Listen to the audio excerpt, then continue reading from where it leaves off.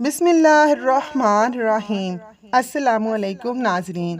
قرآن پاک کی ایک سورت پڑھنے کا ثواب ذی الحج میں 360 قرآن پاک پڑھنے کے برابر ملتا ہے۔ ناظرین اکرام، اسلام کا آخری اور 12واں مہینہ ذی الحجہ کہلاتا ہے۔ ذی الحجہ کا مہینہ بڑا اہم ہے۔ ذی الحجہ کی دہائی یعنی کہ پہلے 10 دن انہیں ایام العشر بھی کہا جاتا ہے۔ یہ بہت ہی فضیلت کے حامل دن ہیں۔ اس ماہ مبارک میں بڑی عبادتیں جمع ہو جاتی ہیں۔ مسلمان ان عبادتوں کو اپنی اپنی استطاعت کے مطابق بجا لاتے ہیں، محنتیں اور مشقتیں اٹھاتے ہیں۔ کوئی حج کی عبادت میں سرگردہ رہتا ہے، کوئی قربانی کی عبادت میں مصروف ہے، وغیرہ وغیرہ۔ کون سی سورت ان 10 دنوں میں سب سے زیادہ پڑھی جاتی ہے؟ لیکن جان لیجئے کہ قرآن کریم کی سورہ فجر کی ابتدائی آیات میں اللہ سبحانہ تعالیٰ نے جہاں تک چیزوں کی قسم کھائی ہے، ان چیزوں میں سے ایک قسم یہ بھی ہے کہ ایسی راتوں کی قسم اٹھانے کا معنی یہ ہے کہ یہ بڑی اہم راتیں ہیں۔ اس آیت کی تفسیر میں حضرت عبداللہ بن عباس رضی اللہ عنہ فرماتے ہیں کہ یہ سال کے سب سے زیادہ افضل دن ہیں۔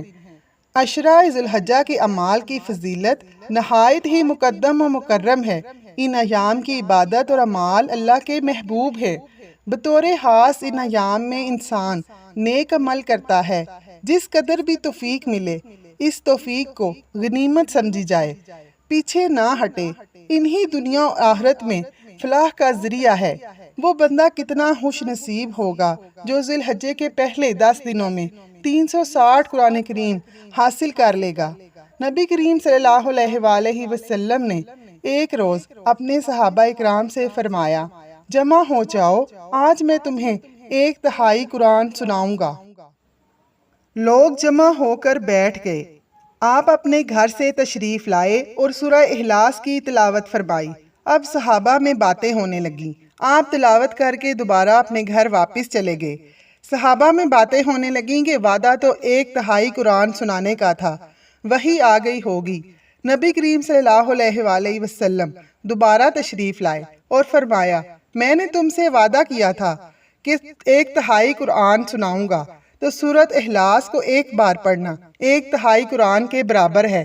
لہٰذا اگر قرآن پاک کے یہ سورت عام دنوں میں آپ 3 مرتبہ پڑھتے ہیں تو 1 قرآن پاک ختم کرنے کا ثواب ملتا ہے، اور اگر یہی سورت ذی الحج کے پہلے 10 دنوں میں 100 مرتبہ یعنی ہر روز 10 مرتبہ پڑھتے ہیں تو عام دنوں کے حساب سے 30 قرآن پاک ختم ہوں گے۔